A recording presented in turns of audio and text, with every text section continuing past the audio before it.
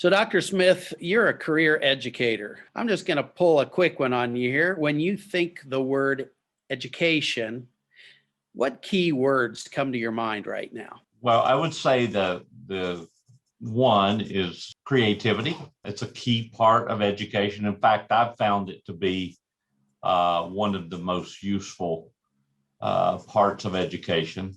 Obviously, knowledge, a gaining of knowledge. Worldview comes to mind when I think education. In fact, today I was reading Dr. DeWitt's book on evolution. He was saying how critical it is today to have a biblical worldview, which is more important than the so-called Christian worldview, because there's so many Christian worldviews today that people portray anyway, but the biblical worldview. So when I think of education, it's really working with the mind and developing it. It's causing someone to learn and to become the person that Psalms 139 talks about. That Psalms 139 says we are created special.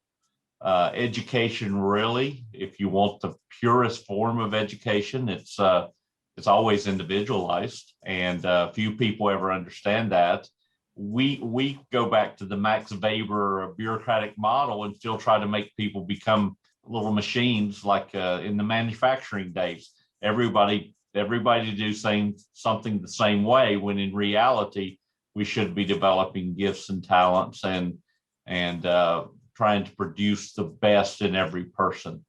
That's why I don't know if it's an appropriate thing to say, but when I read about Virginia's education system and then that students are now going to have limited ability to have math because of equity issues, then you really are limiting the nation as a whole and population as a whole, instead of really moving forward with what's important in every student's life.